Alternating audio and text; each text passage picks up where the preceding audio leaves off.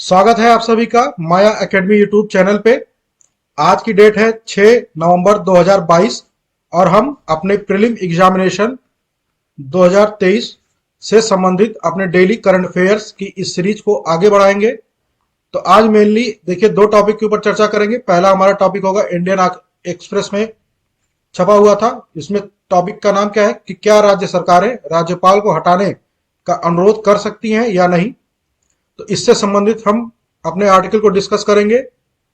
देखिए चर्चा का विषय क्या है, क्योंकि डीएमके के एक नेता है टीआर बालू, ठीक है, उन्होंने तमिलनाडु के गवर्नर आर एन रवि को हटाने के प्रस्ताव का समर्थन करने के लिए समान विचारधारा वाले सभी सांसदों से क्या किया है, आग्रह किया है। और इस प्रस्ताव का समर्थन केरल एवं पंजाब जैसे राज्यों ने भी किया है। अब राज्यपाल की नियुक्ति से संबंधित हम इस पूरे आर्टिकल को डिस्कस करेंगे कि संविधान का जो अनुच्छेद है, जो प्रावधान है, वो राज्यपाल की नियुक्ति से संबंधित कौन कौन से उपबंध करता है। तो देखिए अनुच्छेद 155 और 156 के तहत राज्यपाल की नियुक्ति किसके द्वारा की जाती है, राष्ट्रपति के द्वारा की जाती है। और 156 हमारा अनुच्छेद क्या कहता है कि जो ये राज्यपाल होगा ये राष्ट्रपति के क्या प्रसाद प्रयत्न पद धारण करता है। चूंकि राष्ट्रपति प्रधानमंत्री और मंत्रिपरिषद की सहायता और सलाह पर काम करता है, इसलिए राज्यपाल को केंद्र सरकार द्वारा ही नियुक्ति और हटाया जा सकता है। ठीक है, किसके द्वारा हटाया जा सकता है, मंत्रिपरिषद यानी केंद्र के द्वारा, केंद्र सरकार के द्वारा राज्यपाल की नियुक्ति की जाती है और उसके द्वारा ही हटाया जा सकता है। तो इसलिए राज्य सरकारें राज्यपाल को हटाने के लिए अनुरोध नहीं कर सकती हैं, ऐसा संविधान में प्रावधान है। ठीक है, और एक महत्वपूर्ण बात क्या है कि राज्यपाल पर महाभियोग का प्रावधान संविधान के किसी भी अनुच्छेद में नहीं है। जैसे सुप्रीम कोर्ट, हाई कोर्ट, राष्ट्रपति, ठीक है, मुख्य निर्वाचन आयोग और कैग, ठीक है, सुप्रीम कोर्ट, हाई कोर्ट, राष्ट्रपति, मुख्य निर्वाचन आयोग और कैग पर जैसे महाभियोग लगता है, वैसे ही राज्यपाल पर महाभियोग का कोई भी प्रावधान संविधान के किसी भी अनुच्छेद में नहीं है। ठीक है, और राज्यपाल से संबंधित हम अपने महत्वपूर्ण अनुच्छेदों को देखेंगे। महत्वपूर्ण अनुच्छेद, तो ये महत्वपूर्ण अनुच्छेद कौन कौन से हैं, देखिए पहला है हमारा आर्टिकल 153। 153 क्या कहता है, राज्य का एक राज्यपाल होगा। 153 में के अंतर्गत, और 154 में के अंतर्गत क्या है कि जो राज्य की कार्य शक्ति होगी वो किसमें निहित होगी, राज्यपाल में। राज्यपाल में निहित होगी राज्य की कार्यकारी शक्ति। वहीं आर्टिकल 155 के अंतर्गत क्या है कि राज्यपाल की नियुक्ति किसके द्वारा की जाती है, राष्ट्रपति के द्वारा की जाती है, अभी ऊपर बताया है। ठीक है, 157 क्या कहता है, 157 राज्यपाल के पात्रता से संबंधित है। तो राज्यपाल की पात्रता क्या है, क्या क्या है, पहला है कि वह 35 वर्ष की आयु पूरा कर चुका हो, और दूसरा भारत का नागरिक हो।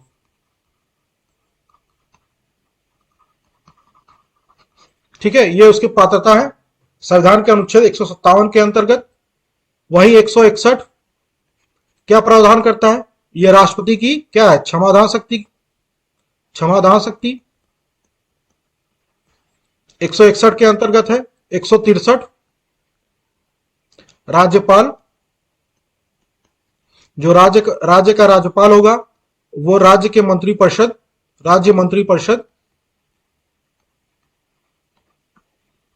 की सहायता एवं सलाह पर कार्य करेगा। सलाह पर कार्य करता है, जैसे राष्ट्रपति क्या करता है, राष्ट्रपति केंद्र सरकार के मंत्रिपरिषद, केंद्र के मंत्रिपरिषद की सहायता और सलाह पर कार्य करता है। ठीक वैसे ही संविधान के अनुच्छेद 163 के अंतर्गत राज्यपाल भी क्या करता है, राज्य मंत्रिपरिषद की सहायता एवं सलाह पर कार्य करता है। ठीक है। 164 क्या कहता है, 164 के अंतर्गत क्या है कि मुख्यमंत्री यानी सीएम एवं अन्य मंत्रियों की नियुक्ति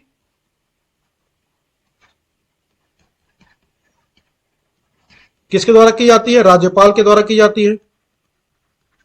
यह हमें कहां से पता चलता है, संविधान के अनुच्छेद 164 से पता चलता है। ठीक है। और आगे क्या है, आगे हमारा महत्वपूर्ण अनुच्छेद है 200। 200 के अंतर्गत क्या है, ठीक है, किसी विधेयक पर राज्यपाल की अनुमति। ठीक है। राज्य विधायिका द्वारा पारित विधेयक पर राज्यपाल की अनुमति, यह अनुमति दे सकता है, नहीं दे सकता है, या उसको क्या करता है, अपने पास सुरक्षित रख सकता है। तो कह सकते हैं अनुच्छेद 200 क्या करता है, राज्यपाल के वीटो पावर से संबंधित है। ठीक है, वीटो पावर से संबंधित है।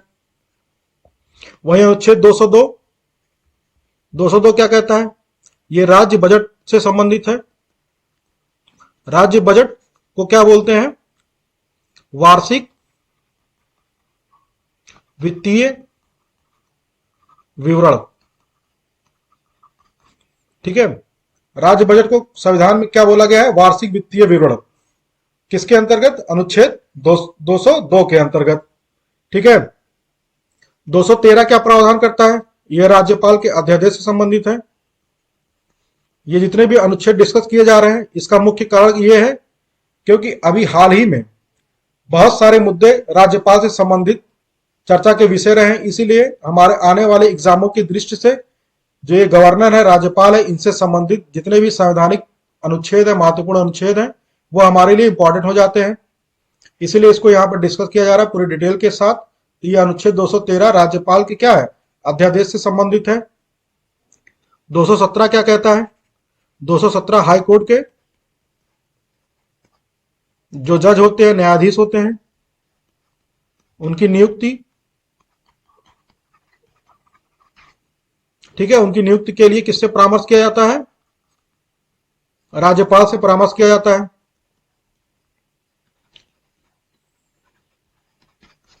217 क्या कहता है, हाई कोर्ट के न्यायाधीश की नियुक्ति के लिए राज्यपाल से क्या किया जाता है, परामर्श किया जाता है। ठीक है। और हाई कोर्ट के न्यायाधीशों का जो शपथ दिलवाता है वो कौन दिलवाता है, शपथ भी बहुत महत्वपूर्ण है, वो शपथ दिलवाता है राज्यपाल। ठीक है, राज्यपाल द्वारा हाई कोर्ट के न्यायाधीशों को शपथ दिलवाया जाता है। तो यह है हमारा पूरा राज्यपाल से संबंधित महत्वपूर्ण अनुच्छेदों पर जिसमें हमने चर्चा की है। ठीक है, अनुच्छेद पूरा संविधान से संबंधित अनुच्छेद 153, 154, 155, 57, 161, 163, 164, 200, 202, 213, 217, इसमें हमने राज्यपाल से संबंधित सभी महत्वपूर्ण अनुच्छेदों पर डिस्कस किया। अगला हमारा टॉपिक है 7वां भारत जल सप्ताह। अभी हाल ही में मनाया गया। कब मनाया गया, 1 से 5 नवंबर 2000 में। कहां मनाया गया, ग्रेटर नोएडा में मनाया गया। किसके द्वारा मनाया जाता है, यह भी बहुत महत्वपूर्ण है, जल शक्ति मंत्रालय द्वारा मनाया गया। ये कौन सा भारत जल सप्ताह था, तो सातवां था। ठीक है, 7वां भारत जल सप्ताह 2022। ठीक है। उद्घाटन किसके द्वारा किया गया, तो राष्ट्रपति द्रौपदी मुर्मू के द्वारा क्या किया गया, इसका उद्घाटन किया गया है। इस वर्ष की जो थीम थी वो क्या थी, समानता के साथ सतत विकास के लिए सुरक्षा। फिर से बता दे रहे हैं, समानता के साथ सतत विकास के लिए जल सुरक्षा। ठीक है, इस वर्ष की ये थीम थी। तो थीम भी हमारे लिए बहुत महत्वपूर्ण है। इंग्लिश में भी इसको देख लीजिए क्या कहते हैं, water security for sustainable development with equity. ठीक है, water security for sustainable development with equity, ये इस वर्ष की थीम थी जो हमारे प्री के एग्जाम के लिए बहुत ही महत्वपूर्ण है। आगे क्या है, देखिए इसका उद्देश्य क्या होता है ये भी जान लेते हैं। इसका उद्देश्य क्या होता है, तो विभिन्न हितधारकों के लिए एक मंच प्रदान करना। ये हितधारक कौन कौन से होते हैं, जैसे पॉलिसी मेकर होते हैं, ठीक है, वाटर मैनेजमेंट होते हैं, पेशेवर, राष्ट्रीय और अंतर्राष्ट्रीय स्तर पर शिक्षाविद, समाज के विभिन्न वर्गों के उपयोगकर्ता समूह, ये इसके हितधारक हैं। इसको एक मंच प्रदान करता है, किस लिए, पानी से संबंधित सभी मुद्दों, ठीक है, जल सुरक्षा की विभिन्न चुनौतियों से निपटने के लिए और उसके उपाय करने के लिए एक मंच प्रदान करता है। ठीक है, ये इसका मुख्य उद्देश्य है, किसका, भारत जल सप्ताह का। ठीक है, किसके द्वारा मनाया जाता है, जल शक्ति मंत्रालय के द्वारा मनाया जाता है, जल शक्ति मंत्रालय के अंतर्गत मनाया जाता है। इसमें देखिए इस जल सप्ताह जो समारोह हुआ था, जिसका उद्घाटन राष्ट्रपति द्रौपदी मुर्मू के द्वारा किया गया ग्रेटर नोएडा में, तो उसमें उपराष्ट्रपति जगदीप धनखड़ ने क्या कहा है, उन्होंने कहा है कि अंतरराज्यीय जल विवाद क्या किसी के पक्ष में नहीं है और ये देश हित के खिलाफ है। ठीक है, तो ये जो विवाद है इनको हल करने के लिए सक्रिय पहल करने का समय आ गया है, ये उनका कहना था। किसका, उपराष्ट्रपति जगदीप धनखड़। उपराष्ट्रपति हमारे कौन है, जगदीप धनखड़। ठीक है, एक पॉइंट ये निकल के आता है कि अंतरराज्यीय जल विवाद ये क्या है, इससे भी संबंधित हम आर्टिकल को डिस्कस करेंगे, संवैधानिक प्रावधान कौन कौन से हैं। ठीक है, तो ये देखिए राज्य सूची के अंतर्गत क्या है, पानी अर्थात जल आपूर्ति, सिंचाई, नहर, जल विकास, तटबंध, जल भंडारण और जल शक्ति से संबंधित जितने भी विषय है वो राज्य सूची के अंतर्गत आते हैं। संघ सूची के अंतर्गत कौन कौन से विषय आते हैं, ठीक है, जो केंद्र सरकार के अंतर्गत है वो है अंतरराज्यीय नदियों और नदी घाटियों के विनियमन और विकास से संबंधित जितने भी विषय आते हैं ये संघ सूची के अंतर्गत आते हैं। और राज्य सूची के अंतर्गत पानी अर्थात जल आपूर्ति, सिंचाई, नहर, जल निकास, तटबंध, जल भंडारण और जल शक्ति से संबंधित जितने भी विषय आते हैं ये किसके अंतर्गत आते हैं, राज्य सूची के अंतर्गत आते हैं। ठीक है, और देख लेते हैं अंतरराज्यीय नदी जल विवाद के निपटारे के लिए भारतीय संविधान के कौन से अनुच्छेद में इसका उपबंध किया गया है, तो अनुच्छेद 262 के अंतर्गत किया गया है। यह संविधान के भाग 11 में है, जो क्या करता है, केंद्र और राज्य संबंधों पर प्रकाश डालता है। ठीक है, भाग 11 क्या है, केंद्र राज्य संबंध है, उसी के अंतर्गत अनुच्छेद 262 क्या करता है, अंतरराज्यीय नदी जल विवाद से संबंधित मामले को निपटारा करता है।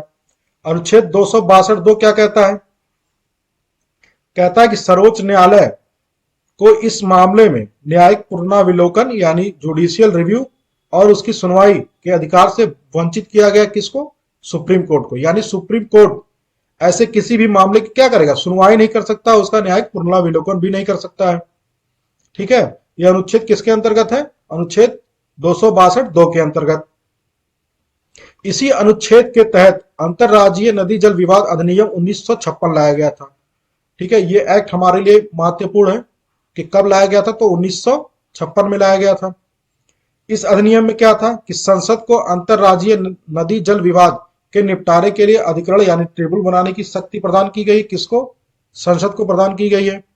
ठीक है, जिसका निर्णय क्या होगा, ठीक है, इस ट्रिब्यूनल का निर्णय क्या होगा, सर्वोच्च न्यायालय के निर्णय के बराबर होगा। यानी कि जैसे सर्वोच्च न्यायालय का निर्णय सर्वमान्य होता है, ठीक वैसे ही इस अधिकरण का भी निर्णय क्या होगा, सर्वमान्य होगा। इस जो एक्ट आया था 1956 में, इसमें कमी यह थी कि इसके फैसले में कोई समय सीमा निर्धारित नहीं थी। ठीक है ना, ये इसकी कमी थी। तो आगे चल के सरकारिया आयोग 1983-88 की सिफारिश के आधार पर सन 2000 में क्या किया गया, इसमें संशोधन किया गया 1956 वाले अधिनियम में।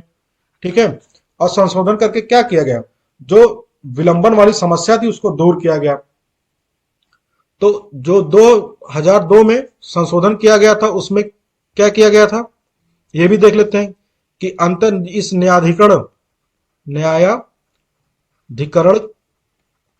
की जो स्थापना होगी वो 1 वर्ष के अंतर होगी।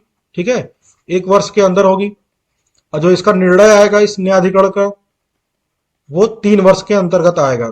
ठीक है, 3 वर्ष के अंदर अंदर इसका निर्णय आना चाहिए।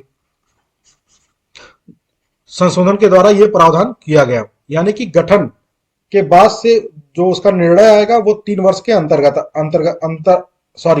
3 वर्ष के अंदर आएगा। प्रमुख अंतरराज्यीय नदी विवाद कौन कौन से, ये भी देख लीजिए कि किन किन नदियों से संबंधित कौन कौन से राज्य विवाद में है। रावी और व्यास नदी से संबंधित जो राज्य हैं वो है पंजाब, हरियाणा, राजस्थान। ठीक है, ये जो डिस्कस किया जा रहा है नदी जल विवाद, ये महत्वपूर्ण है। प्री एग्जाम में काफी बार इस टाइप के प्रश्न को देखने को मिलता है। नर्मदा नदी से संबंधित कौन कौन से राज्य विवादों में है? मध्य प्रदेश, गुजरात, महाराष्ट्र और राजस्थान। कृष्णा नदी से संबंधित महाराष्ट्र, आंध्र प्रदेश, कर्नाटक, तेलंगाना। वंशधारा से संबंधित आंध्र प्रदेश और उड़ीसा। कावेरी नदी विवाद से संबंधित कौन कौन से राज्य हैं? तो केरल, कर्नाटक, तमिलनाडु और पौंडीचेरी। आगे कौन कौन से हैं ये भी देख लेते हैं। गोदावरी नदी से संबंधित कौन है? महाराष्ट्र, आंध्र प्रदेश, कर्नाटक, मध्य प्रदेश और उड़ीसा। महानदी से संबंधित छत्तीसगढ़ और उड़ीसा। महादाई नदी ये गोवा की मुख्य नदी है। ठीक है, जो कहाँ गिरती है? अरब सागर में। तो गोवा, महाराष्ट्र और कर्नाटक मुख्य राज्य हैं। पेरियार केरल की मुख्य नदी है और इससे संबंधित कौन कौन से राज्य विवादों में है? तो तमिलनाडु और केरल। तो वीडियो पॉज करके आप इन सभी जो अंतरराज्यीय नदी विवाद है इनका आप स्क्रीनशॉट ले लीजिए, ये आपके प्री एग्जाम के लिए महत्वपूर्ण है। भारत में जो सक्रिय नदी जल विवाद न्यायाधिकरण है उसको देख लेते हैं।